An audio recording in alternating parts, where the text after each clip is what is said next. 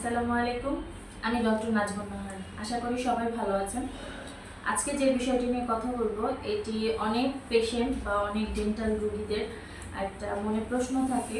যখন তারা আমাদের চেম্বারে আসেন, তখন তাদেরকে শরীরের অন্য কোনো অঙ্গে বা অন্য কোনো কিছুতে সমস্যা আছে কিনা আমরা জিজ্ঞেস করি। এটা হতে পারে হার্টের সমস্যা, হতে পারে কিডনির সমস্যা, হতে পারে তার লিভারের সমস্যা। তো যখন রোগীকে এই ধরনের প্রশ্ন করা হয়, তখন তারা একটু বিব্রত হয়।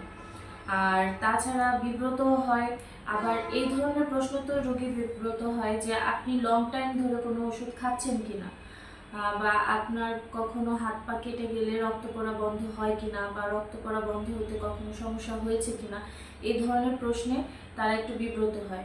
আসলে এটা বিব্রত হওয়ার মতো কোনো প্রশ্ন নয়।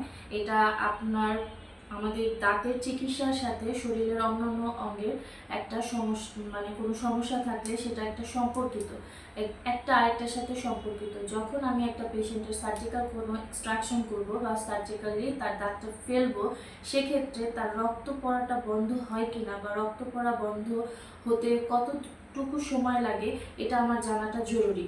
এবং এজন্য অনেক সময় আমরা রোগীদেরকে, ম্যাক্সিমাম ক্ষেত্রেই আমার চেম্বারে আমি রোগীদেরকে দাঁত ফেলার আগে কিছু স্ক্রিনিং টেস্ট দিয়ে থাকি। সেটা সিবিসি, বিটি, সিটি, আরবিএস। এখন প্রশ্ন হতে পারে যে এটা কেন?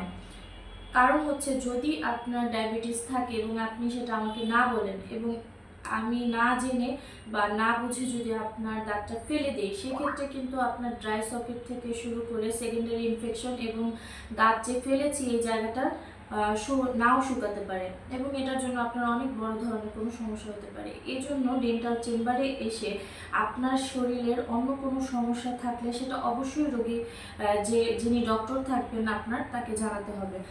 তাছাড়া হার্টের সমস্যার কথা আমরা কেন জিজ্ঞেস করি? কারণ আমরা যার মাঝে মধ্যে বিভিন্ন ধরনের ব্যথার ওষুধ দিয়ে থাকি।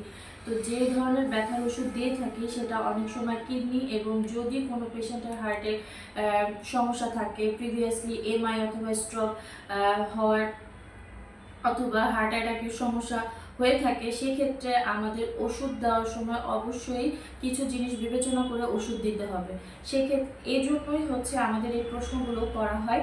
এবং আমি আপনাদের সচেতনতার জন্য বলছি, যদি কখনো কোনো ডক্টর বা কেউ আপনাকে জিজ্ঞেস নাও করে থাকে, তারপরও আপনি সেটা নিজের ইচ্ছায় আপনার শারীরিক সমস্যাগুলো, বা আপনি কি ওষুধ খাচ্ছেন, কতদিন ধরে খাচ্ছেন, কি কি সমস্যা আপনার এর আগে হয়েছিল, অথবা ডেন্টাল চেম্বারে এসে প্রিভিয়াসলি আপনার যদি কোনো সমস্যা হয়ে থাকে, সেটাও আপনি আপনার ডাক্তারকে অবশ্যই জানাবেন। ভালো থাকবেন। আসসালামু আলাইকুম।